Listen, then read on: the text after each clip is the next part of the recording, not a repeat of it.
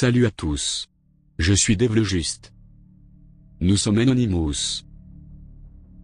Que sont les Illuminati et l'Ordre du Nouveau Monde, NWO?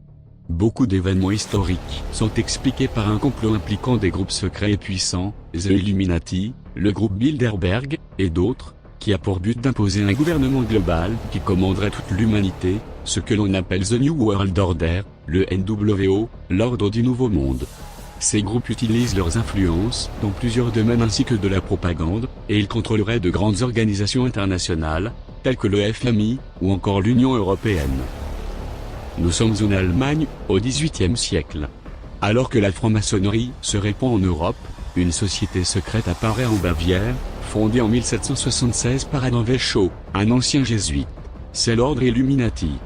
Les Illuminati de Bavière illuminés, ou ceux qui savent, ne sont guère nombreux. Mais ils infiltrent quelques loges franc-maçonnes allemandes. Quels sont leurs buts? Difficile à dire. Les Illuminati se réclament des Lumières, ils sont matérialistes et anticléricaux.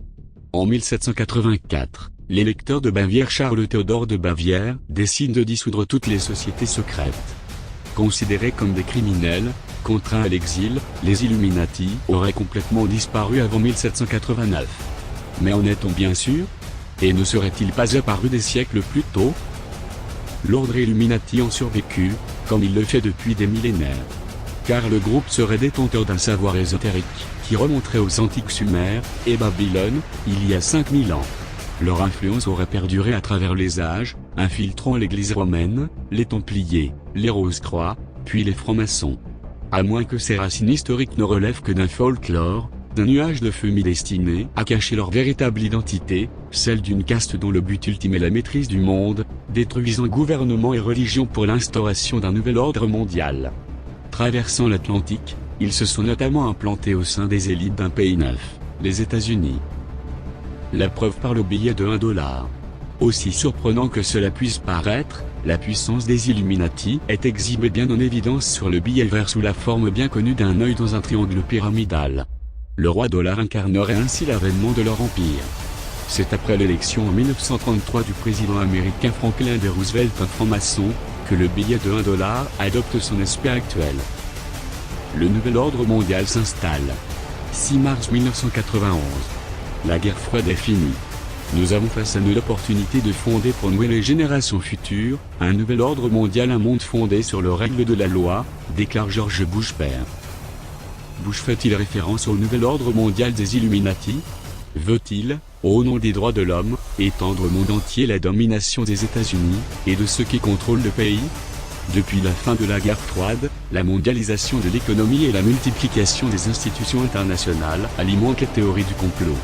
De la Banque mondiale à l'OMC, des Nations Unies à l'Union Européenne, des instances jugées non démocratiques sont à l'œuvre pour abattre la souveraineté des nations et concentrer les pouvoirs dans les mains d'un petit nombre. Car outre scule et une bonne ceste, est un crâne avec 2 os s'entrecroisant derrière celui-ci. Les membres du club symbolisent l'ordre en tant que chapitre 322 en mémoire de la mort de Johnston, et plusieurs groupes, dont l'existence est avérée, alimentent les soupçons de complot. Les Illuminati contrôlent-ils la planète?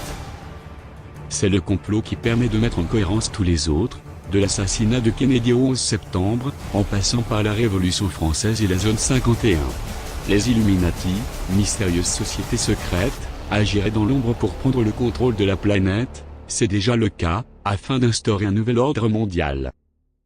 La guerre en Irak enfin, est présentée comme une preuve de l'existence d'un complot.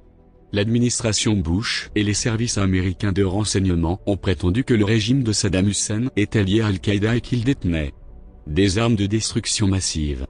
Si le président des États-Unis a menti cette fois-là, pourquoi ne l'aurait-il pas fait à d'autres occasions? Dès lors, la surveillance sur Internet, la vidéosurveillance dans la rue, les passeports biométriques, les recherches sur le génome, les nanotechnologies, est autant de moyens pour les Illuminati de parvenir à un contrôle sans cesse plus étroit sur la population, dont les médias seraient les complices. Pourquoi les États-Unis ont mis à sa tête un homme politique noir et musulman, qui mène une politique bien blanche pourtant, peut-être pour donner l'illusion de ne pas se dresser contre ses frères. Il n'en est rien malheureusement, il donne encore plus à la politique sioniste, réprime le monde musulman et le noir américain dans ses rues, n'ont pas-ils assez souffert par le passé? Les récits complotistes s'adaptent au contexte politique, militaire, économique ou culturel. Cette accommodation à l'événement étant une condition de leur vraisemblance, donc de leur efficacité symbolique, poursuit le chercheur.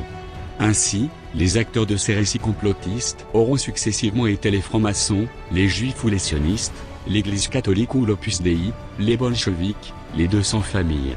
C'est dans la seconde moitié du XXe siècle que les États-Unis deviennent la nouvelle menace. Dans les théories du complot, il faut poser une fois pour toutes que l'Amérique a toujours tort et qu'elle a toujours de mauvaises intentions. Le monde musulman est visé à travers des actes terroristes comme les attentats en France à Paris et en Belgique à Bruxelles, pour décrédibiliser leur religion, commise par de faux musulmans dirigés par des politiciens malhonnêtes, pour entre autres justifier l'invasion sioniste sur la Palestine. Réveillez-vous. Il n'est jamais trop tard pour agir contre les marionnettistes de ce monde. Coupons nos liens et reprenons notre monde en main. C'est nos vies et nous appartenons à cette planète, et pas le contraire. Personne ne peut prétendre posséder un astre ou une étoile. Nous ne sommes pas les propriétaires de cette planète, mais juste une espèce évoluée, qui par conséquent se doit d'être les gardiens et protecteurs de la planète et ses multiples espèces animales et végétales. Réparons nos erreurs, et prenons soin de la vie offerte. Nous sommes Anonymous. Nous sommes Légion. Nous ne pardonnons pas. Nous n'oublions pas. Redoutez-nous. Illuminati, attendez-vous à nous. We are anonymous. We are a legion. We do not forget. We do not forgive. Expect us.